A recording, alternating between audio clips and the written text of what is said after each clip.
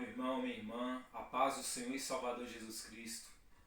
Bom dia, boa tarde, boa noite, dependendo do horário que você for olhar esse vídeo, assistir este vídeo.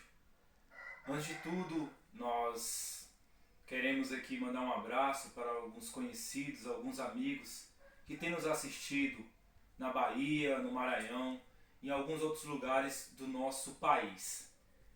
Deus possa abençoar as vossas vidas através dessas mensagens e, sempre que possível, faça sua inscrição, compartilhe com a pessoa que você acha que precisa, que necessita dessa palavra de Deus para o conforto do coração e a alegria da alma. Bom, peço você que já prepare a sua Bíblia Sagrada, seja de forma física, em papel, impresso, ou através do computador, através do celular, do smartphone. Nós encerramos na aula passada o capítulo 3 e na aula de hoje estaremos iniciando o capítulo 4. Será do versículo 1 até o versículo 16. Já trabalhamos os 3 primeiros, agora estaremos trabalhando os 3 últimos capítulos do livro de Efésios. Enquanto você prepara a sua Bíblia, eu quero aqui parabenizar todos os pastores, pois hoje, o segundo domingo de junho, se comemora o Dia dos Pastores, desses grandes líderes que muitas vezes abrem mão da sua própria vida, do seu bem-estar, em alguns casos até da sua própria família, que não é o ideal, que não é legal, mas por muita dedicação às vezes deixa até a família, por amor a esta obra, por amor ao dono da obra. E com essa palavra eu quero parabenizá-los, quero honrar através deste vídeo a sua missão de poder cuidar e zelar das ovelhas do Senhor e Salvador Jesus Cristo. Que Deus possa abençoá-los poderosamente, porque vocês é digno de louvor da parte do Senhor. Amém? Meu irmão, minha irmã, dei o tempo para você preparar a sua palavra, abrir a Bíblia Sagrada no livro de Efésios e vamos assim estudar um pouco mais no capítulo 4. Vamos fazer uma leitura um pouco extensa, vamos enxugar esse estudo nessa oportunidade para que assim consigamos passar o principal ensino que está contido nesses versículos. A palavra do Senhor diz assim: rogo-vos, pois, eu, preso do Senhor, que andeis como é digno da vocação com que fostes chamados, com total humildade e mansidão, com longanimidade, suportando-vos uns aos outros em amor, procurando guardar a unidade do Espírito pelo vínculo da paz. Há um só corpo e um só Espírito, como também fostes chamados em uma só esperança da vossa vocação.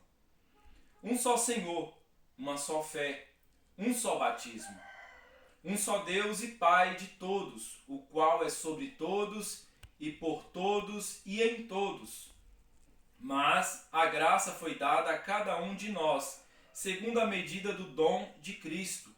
Pelo que diz: subindo ao alto, levou o cativo o cativeiro, e deu dons aos homens. Ora, isto ele subiu, que é, senão que também antes tinha descido às partes mais baixas da terra? Aquele que desceu é também o mesmo que subiu, acima de todos os céus, para cumprir todas as coisas. E ele mesmo deu uns para apóstolos, e outros para profetas, e outros para evangelistas, e outros para pastores e doutores, ou mestres, querendo o aperfeiçoamento dos santos, para a obra do ministério, para a edificação do corpo de Cristo, até que todos cheguemos à unidade da fé, e ao conhecimento do Filho de Deus, a varão perfeito, à medida da estatura completa de Cristo, para que não sejamos mais meninos inconstantes, levados em roda por vento de doutrina, pelo engano dos homens que, com astúcia, enganam fraudulosamente. Antes, seguindo a verdade em amor, cresçamos em tudo naquele que é a cabeça, Cristo, do qual todo o corpo, bem ajustado e ligado pelo auxílio de todas as juntas, segundo a justa operação de cada parte, faz o aumento do corpo para a sua edificação em amor. Glória a Deus, leitura, como eu disse, um pouco extensa e de um conteúdo muito rico. Após a leitura, vamos fazer uma oração neste momento? Oremos ao Senhor. Querido Deus e amado Pai, neste momento nós te rendemos graças e louvores. Te agradecemos pela rica oportunidade de poder falar um pouco sobre a Tua Palavra. Pai, neste momento eu oro pelo aquele que está ouvindo, ó Senhor, e vendo este vídeo, para que o Teu poder, a Tua Palavra, possa preencher, meu Deus e meu Pai, e possa operar milagres na vida das pessoas que estão ouvindo essa mensagem. Abençoa, meu Deus e meu Pai, em nome de Jesus Cristo, a cada ouvinte neste momento. Que o Senhor possa adentrar nos vossos corações, trabalhar em vossas mentes, abençoando as vossas famílias e os vossos projetos. Pai, seja conosco, é o que eu te peço, em nome do Senhor e Salvador Jesus Cristo. Amém. Bom, meu querido e minha querida, palavra poderosa do apóstolo Paulo, no livro de Efésios, carta muito rica para o coração daqueles irmãos. Bom, esses versículos que acabamos de ler, ele vai falar basicamente sobre a unidade da fé.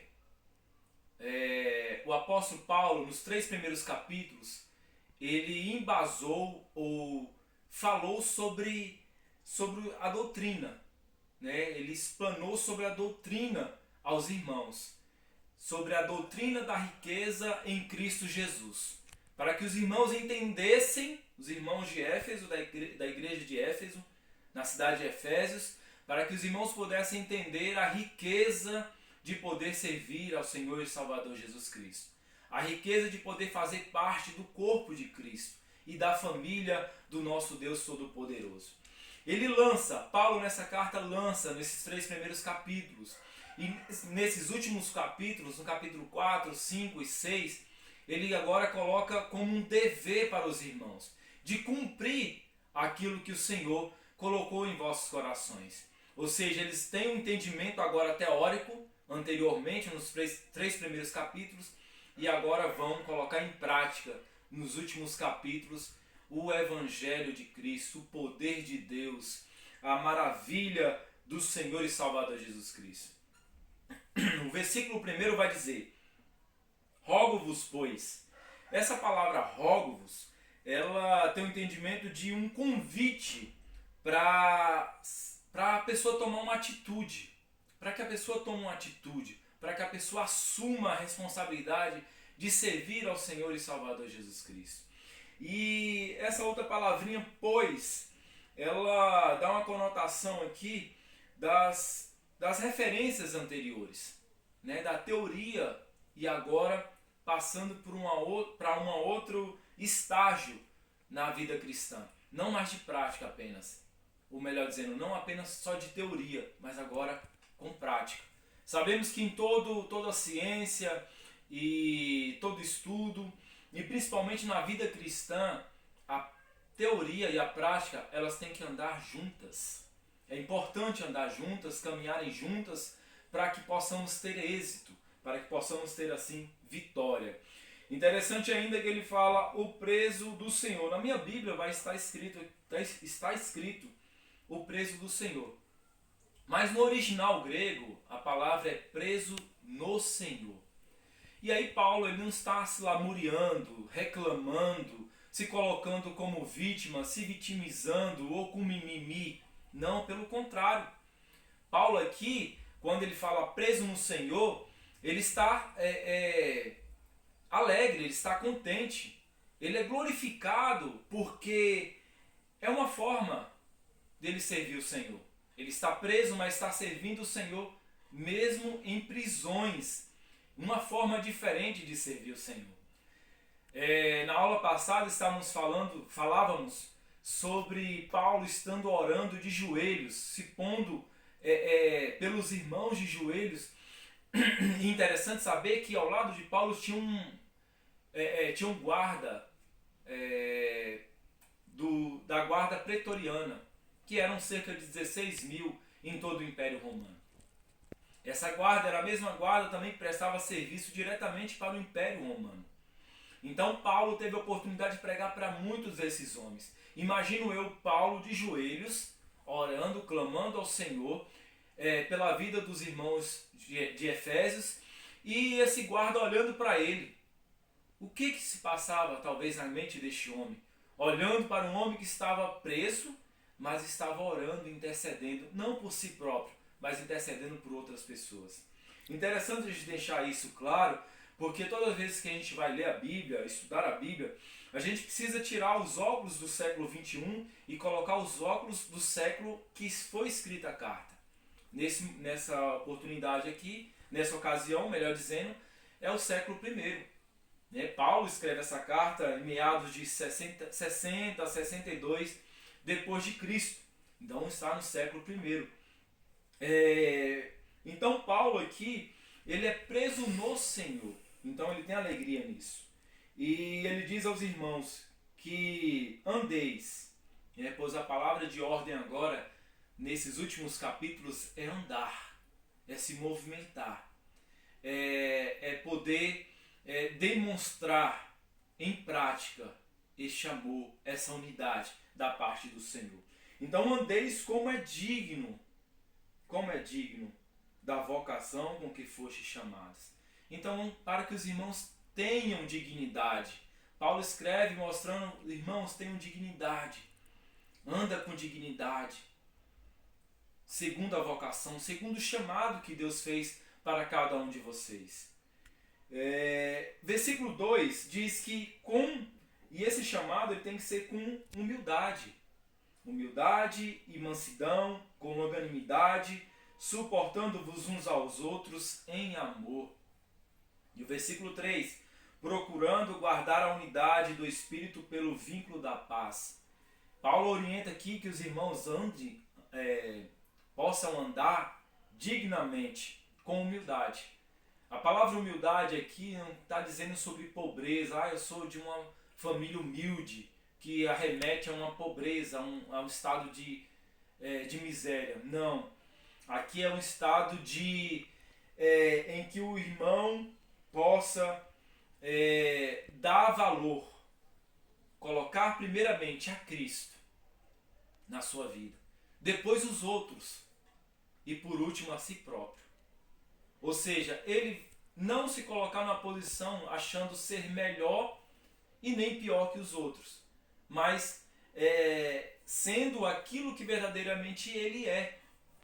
A humildade aqui é poder, com muita humildade, com muita simplicidade, servir o Senhor, ajudando, rendendo graças a Deus, ajudando o próximo e, por último, sim, poder se ajudar ou seguir com seus projetos.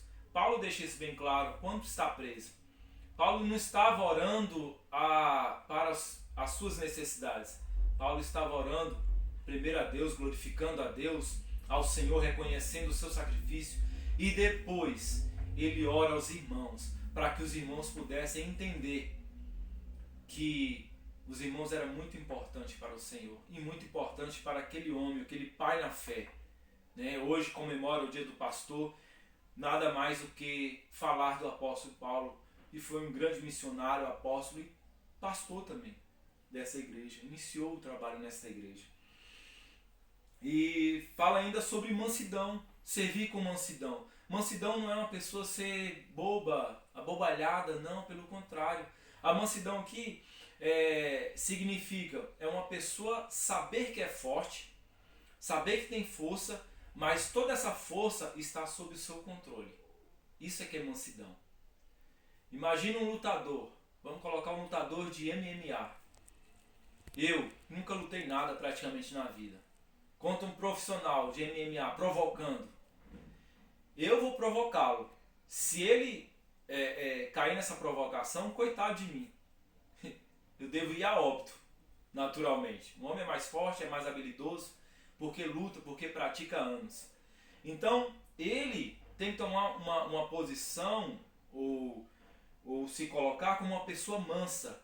Ou seja, ele é um lutador, é um homem forte, tem técnica, sabe do que ele pode fazer, mas ele não vai ceder às provocações. Isso é ser manso. Não, isso é mansidão. Outra questão aqui também, outra palavra importante, é com longanimidade, ou seja, com paciência. É uma pessoa ter paciência devido às situações.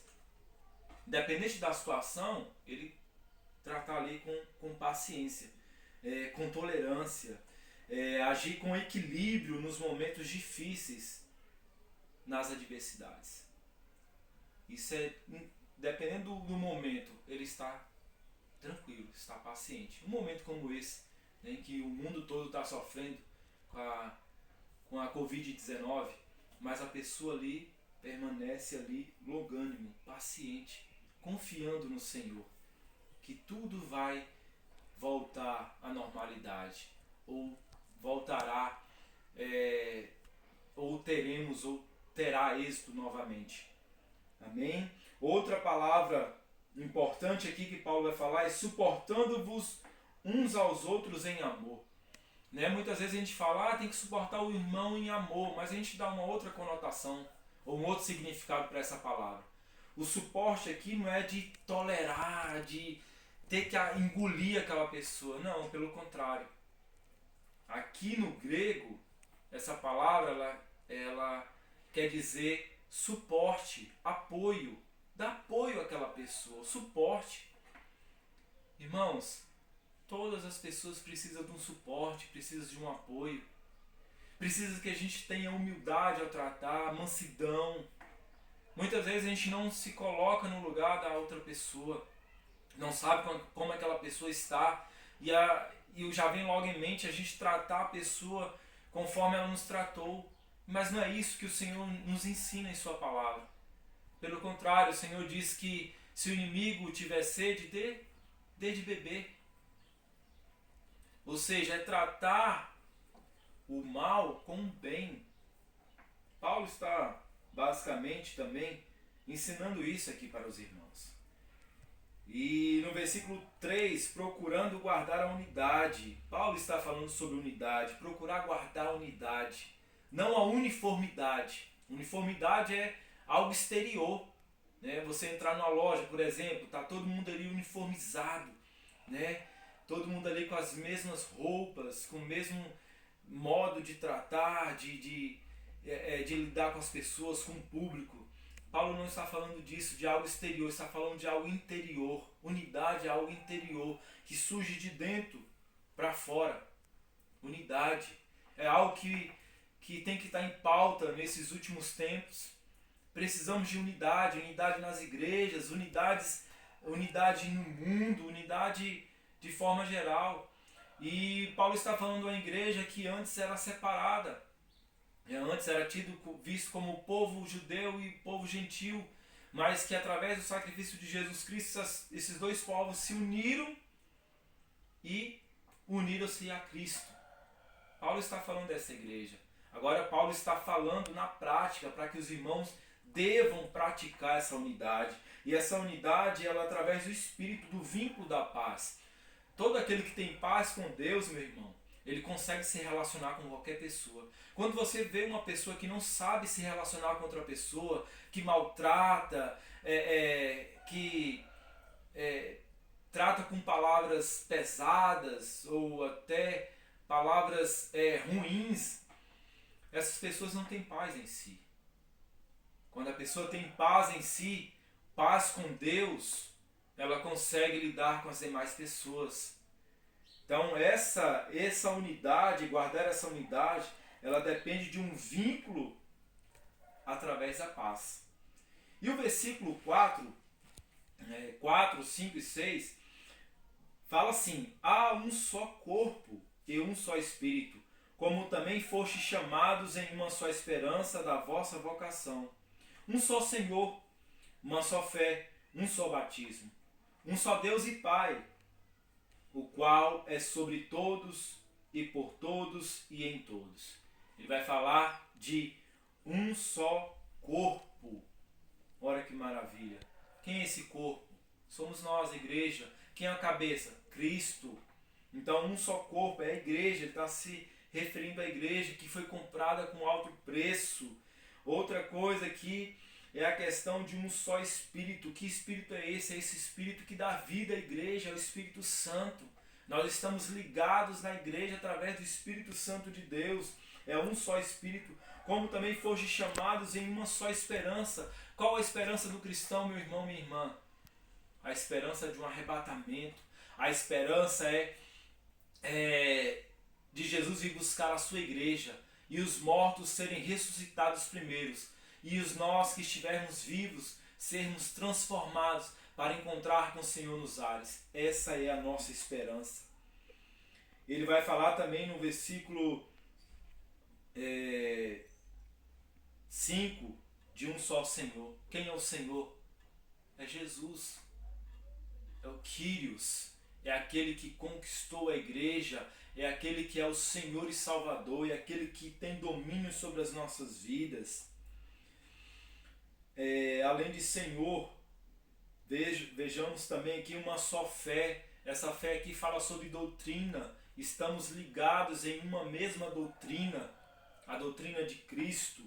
Essa doutrina que nos levou ao Senhor e Salvador Jesus Cristo.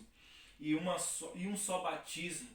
O batismo aqui é uma divergência em alguns autores. Alguns autores vão dizer que esse batismo é o batismo no Espírito Santo.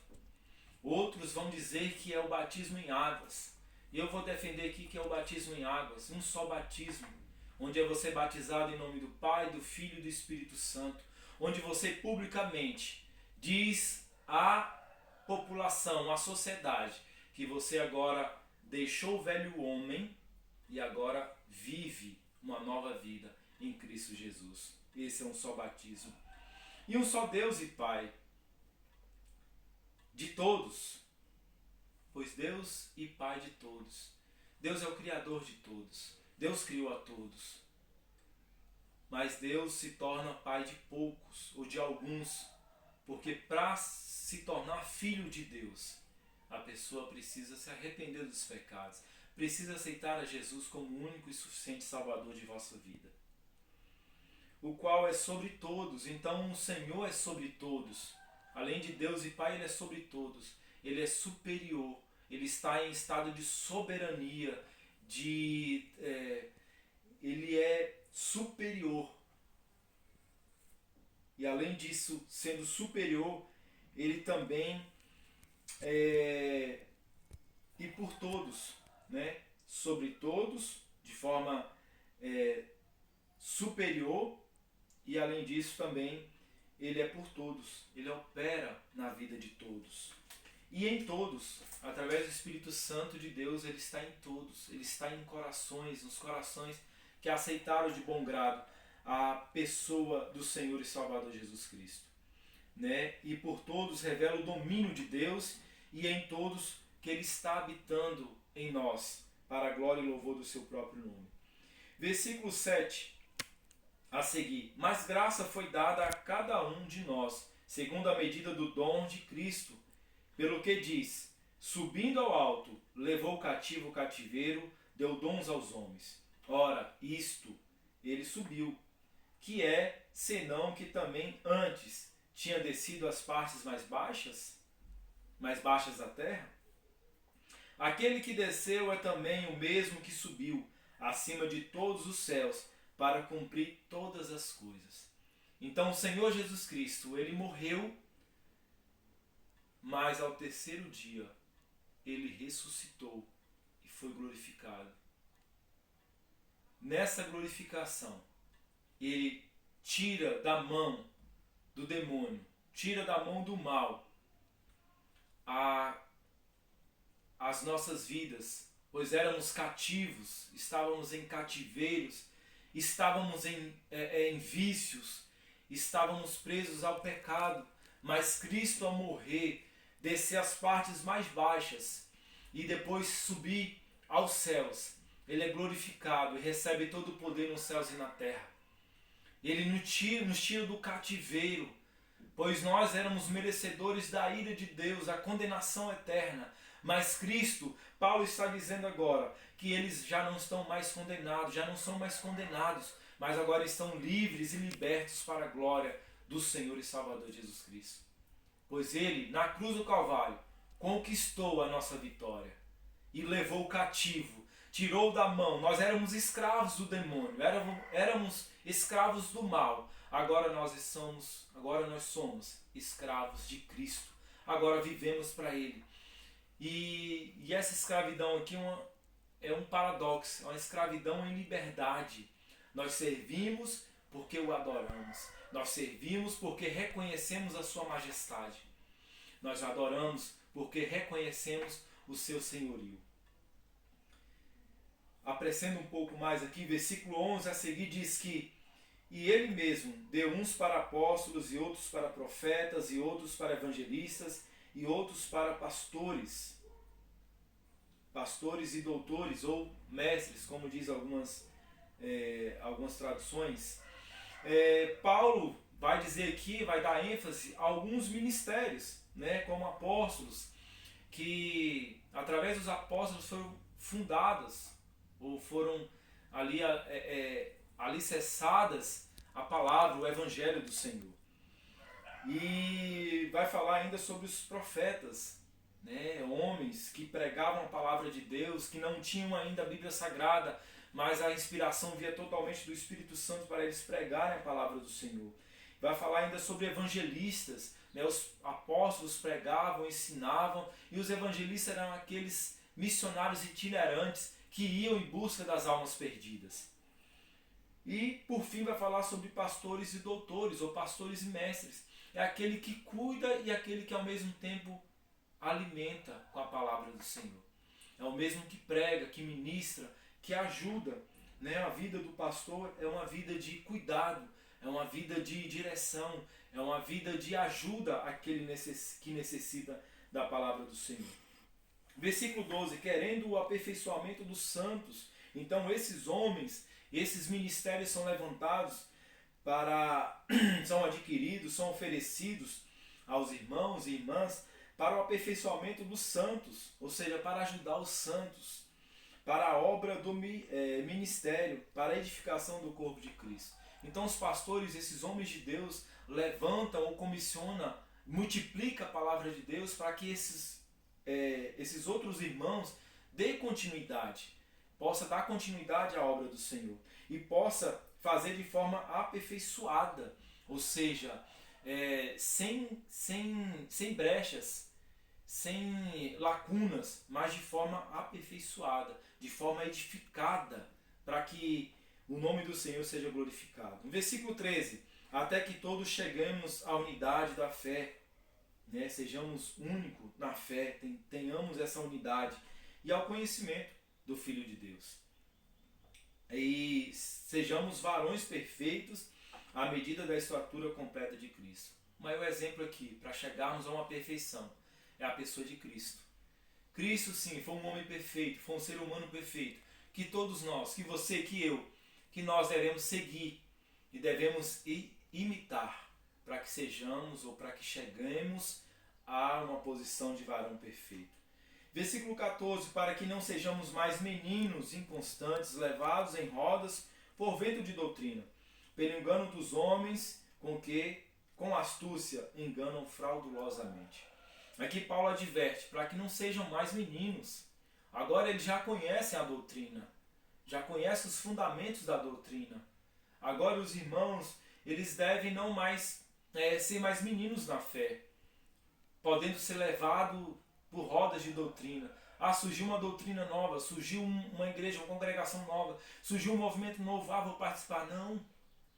Fique firme na doutrina da fé, do ensino do Senhor, das doutrinas bíblicas.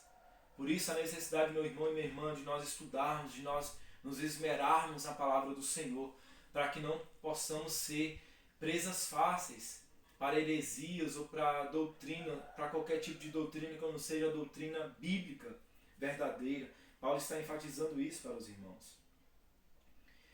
Versículo 15, antes seguindo a verdade, seguir a verdade em amor, cresçamos em tudo naquele que é a cabeça, que é Cristo. Então, seguindo a verdade, conhecereis a verdade vos libertará. E essa verdade é pregada em amor. Doa quem doer, é pregado em amor. O que está errado, está errado. O que está certo, o que está certo. A palavra diz sim ou não. O que passar disso é procedência maligna. Em Apocalipse vai dizer, né, o Senhor vai dizer a uma igreja, uma certa igreja, que para tomar uma decisão, ou quente ou frio, porque o morno, ele vomitará. E por fim, o versículo 16, do qual todo o corpo, bem ajustado. Então, um corpo bem ajustado, bem completo, bem fechado, é ligado pelo auxílio de todas as juntas. Então, um corpo aqui ligado por todas as juntas, segundo a justa operação de cada parte, faz o aumento do corpo para a sua edificação em amor. Paulo está falando aqui de membros, cada um com o seu dom, com o seu talento, cooperando para a obra do Senhor. Né? Cada membro ali fazendo parte desse corpo, cada membro tendo crescimento, automaticamente vai ter um crescimento também da obra. E essa obra é feita com amor. Paulo está falando de um corpo bem ajustado, de um corpo bem composto, onde o cabeça é Cristo. Nós, você meu irmão, você minha irmã, você é parte deste corpo místico do Senhor e Salvador Jesus Cristo. E a nossa obrigação, o nosso dever é fazer com amor, é estarmos unidos. Não tem como um corpo estar desunido, um braço puxar para um lado e outro braço puxar para o outro lado. Não tem, vão se rasgar ao meio o ser humano. Então não pode haver contendas, desembaraços, não pode ter, melhor dizendo, embaraços, coisas ruins no nosso meio. A palavra de hoje, dessa ministração, é unidade na fé. Estejamos unidos, unificados no corpo, fazendo parte deste corpo, para glorificar o cabeça que é Cristo. Amém? Aqui, rapidamente, porque o tempo é limitado, para não ser exaustivo aos irmãos, mas espero que tenha sido uma aula abençoadora para a tua vida e para a tua família. Vamos orar? Querido Deus e amado Pai que estás no céu, santificado e glorificado seja o teu nome. Pai, eu te louvo e te glorifico. Obrigado, Senhor, por este privilégio, essa oportunidade de passar esses momentos na tua presença, apresentando a tua palavra. Ainda de forma enxuta, de forma resumida, mas que possa ser de forma abençoada e abençoadora para a vida daqueles que estão ouvindo este vídeo, vendo este vídeo, e que possa ser uma bênção para as vossas famílias. Obrigado, meu Senhor e Salvador. Eu te louvo e te glorifico neste dia. Permaneça conosco. Abençoa, meu Deus, todos os líderes nesse dia, não só nesse dia de comemoração, mas todos os dias das nossas vidas, que possam continuar servindo o Senhor e servindo a igreja com zelo, dedicação e com muito amor. Obrigado, Pai. Eu oro pela vida de cada pastor neste momento. Entrego na tua mão e peço as tuas bênçãos sobre eles e sobre as vossas famílias e sobre os vossos rebanhos. Em nome de Jesus eu te louvo e te glorifico. Amém.